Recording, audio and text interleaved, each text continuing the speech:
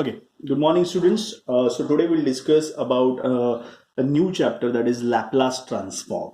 Okay, you already studied this Laplace transform in applied mathematics, right? But that is applied mathematics. So somewhere you should apply that maths. So today we will see how we will apply the Laplace to convert a signal, or how where we can apply this Laplace in signal and system. Okay, so Laplace transform is used to transform a time signal to complex frequency domain. Complex frequency domain is also known as a Laplace domain or S domain. So this transformation was first proposed by the scientist Laplace in the year 1970, and later adapted for the various engineering applications for solving differential equations. Hence this transformation is called as a Laplace transformation. Now, how will apply in signals and system? In signals and system, the Laplace transformation is used to transform a time domain signal to S domain. Okay, so in time domain, the equation governing a system will be in the form of differential equations. So while transforming all the system to S domain, the differential equation are also transformed to a simple algebraic equation. And so the analysis of the system will be much easier in a S domain. That's why we need to convert a time signal into complex frequency domain or S domain. Or to convert a time signal into S domain, we use Laplace transformation. Laplace transformation is nothing but a complex frequency domain, that is S is equal to that is Neper frequency plus radian, that is real frequency. So it is called as a S is equal to basically rho, or you can call it as a sigma plus j omega, where sigma is the real part and omega is a imaginary part of this particular sample, right? So this is a basic information about a Laplace transform. Laplace transform is always represent in the form of S domain, where you can say the S domain. So this is S domain, where your x-axis is represented by a sigma and this y-axis is represented by j omega. So this is your real axis, real part, and this is your imaginary part, and this complete domain is called as a S domain. Okay, this complete domain is called as a S domain.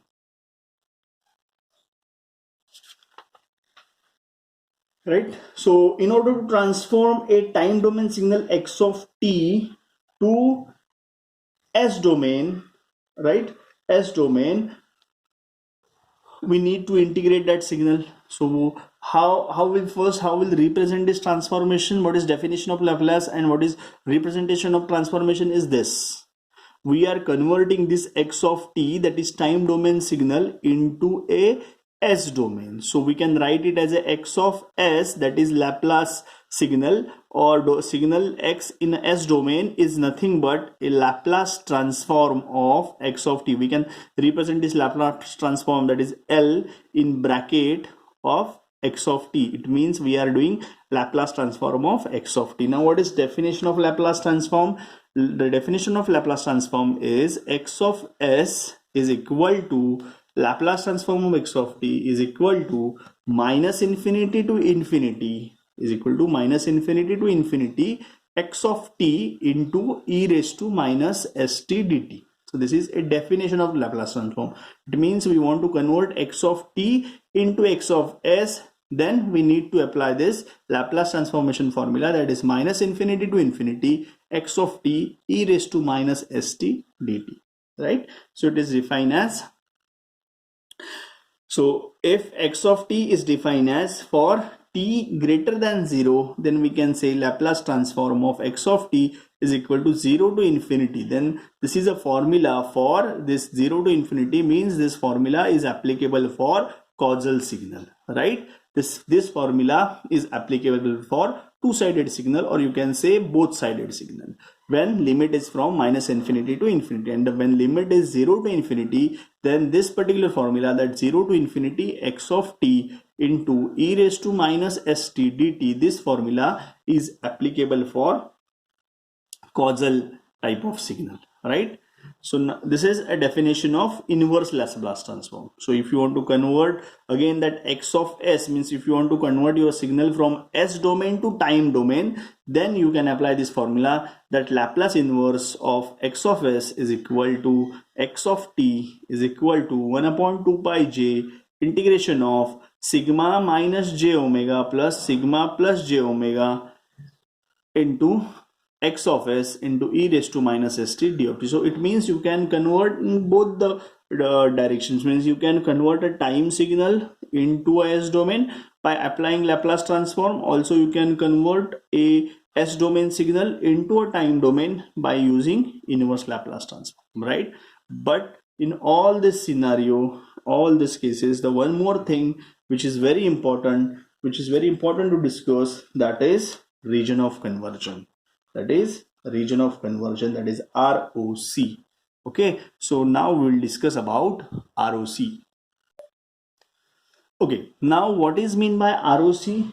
ROC means the values of s for which the integral minus infinity to infinity x of t e raised to minus st dt converges is called as region of conversion. Mean the ROC is nothing but, region of convergence is nothing but the region where the value of x of s are lies, right? So we need to find this ROC. So there are three cases of ROC.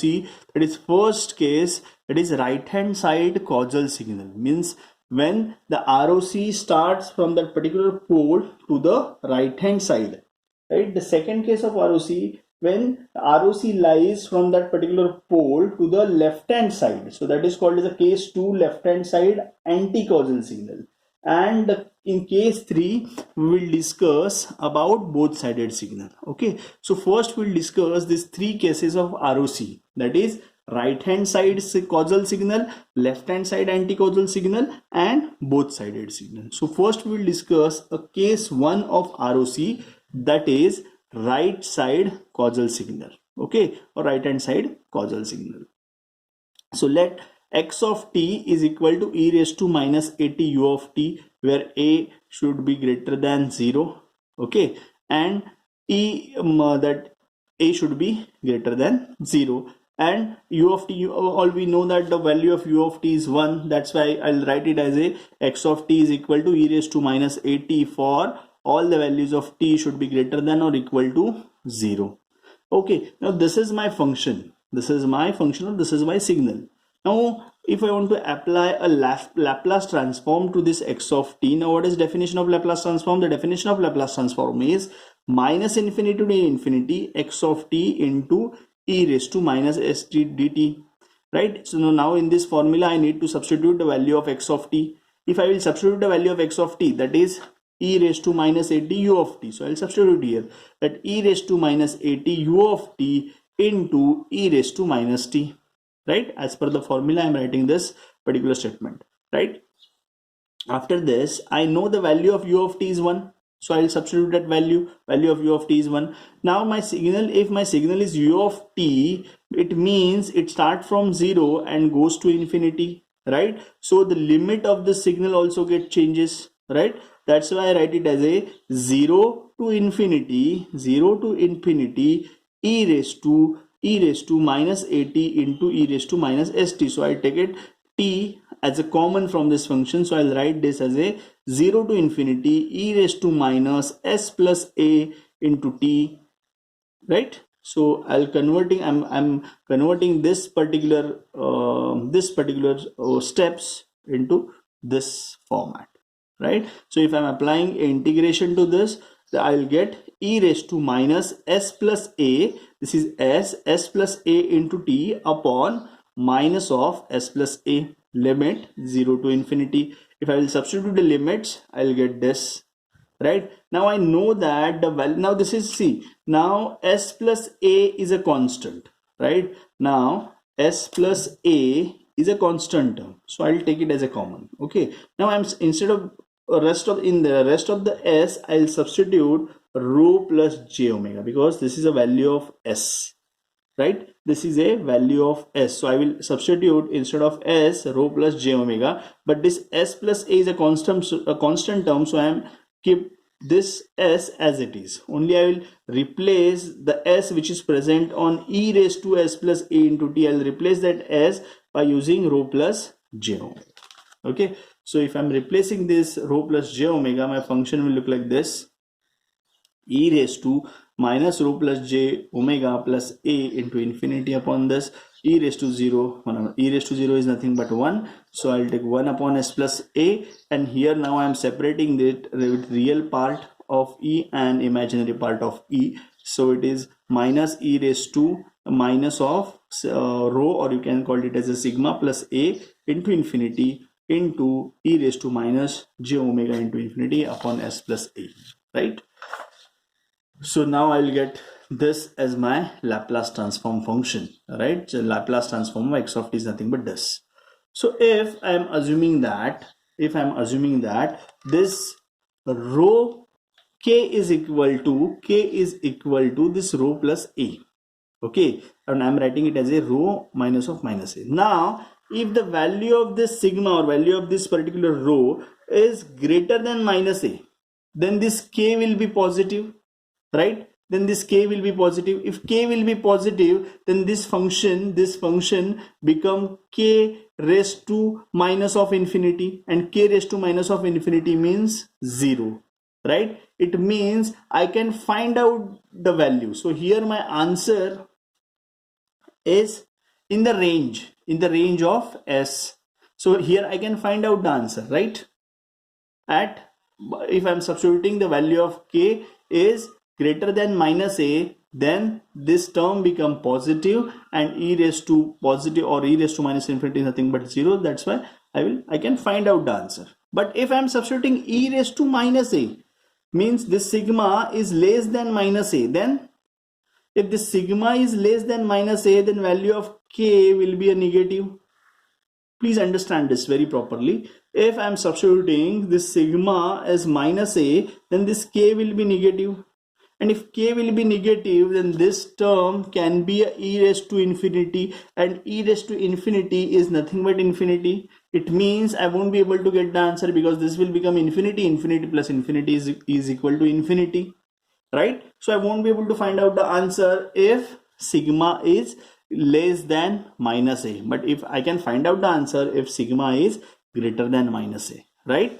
So I can write here, hence the x of s, this x of s is converges when sigma is equal to minus a. It not converges when sigma is less than minus a. Okay, so the area of convergences should be this rho of s should be greater than minus a, right? So if it is greater than minus a, then this function become 0, and 0 plus 1 upon s plus a. So this final answer is the Laplace transform of e raised to minus at u of t is nothing but 1 upon s plus a, and region of convergence is like this, at minus a s plus a. That's why this pole become s plus a is equal to 0, so s is equal to minus a. So this is my pole, right? So I'm representing this pole at minus a, right, like this. And region of convergence is where I'll get the answer. I'll get the value of s if my rho should be greater than minus a. It means this all this ROC should be a right hand side ROC. Understood? So this is first case of ROC, when this is for right hand side cos.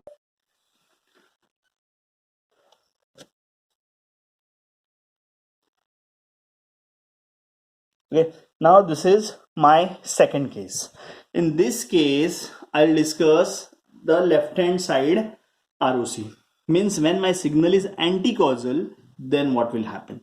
Now in this case, my function is let x of t is e raised to minus bt u of t, where e raised to minus bt for all the values of t which are less than 0. All the values of t which are less than 0, where b should be greater than 0. Now we'll discuss this. Now what is definition of Laplace transform? The Laplace transform x of t is equal to minus infinity to infinity x of t e raised to minus st dt, right? So if I'm substituting e raised to minus bt u of minus t, right? U of, sorry, this is not minus t, this is u of t. Okay, this is u of t. So e raised to sorry, this function itself a minus t. So this is u of minus t, sorry. So e raised to minus bt u of t e raised to minus st dt. Then if I'll substitute it, then we know that the amplitude or value of u of t, either it is u of t or minus t, the value is 1. So I'm replacing this by 1, and my limit now u of minus t means my limit is from minus infinity to 0.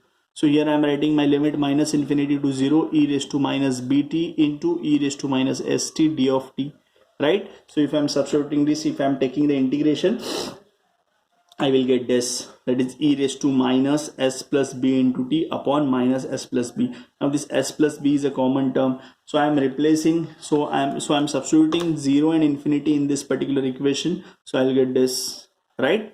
Now I'll substitute, instead of s I will substitute rho plus j omega, then this term become like this, right? Now in this case, if I'm assuming k is equal to sigma plus b, right? So if sigma is greater than minus b, if sigma is greater than minus b, then this k will be positive, and if this k will be positive, then this term that is e raised to k into infinity is equal to infinity. So this term become infinity, and infinity plus something is nothing but infinity, so answer goes to infinity. If my sigma is less than minus b, then the k is negative, then this k become negative, and if this k is negative, then this function become e raised to minus alpha, and e raised to minus alpha is nothing but 0, so this part becomes 0, right? But I will get the answer. So it means this function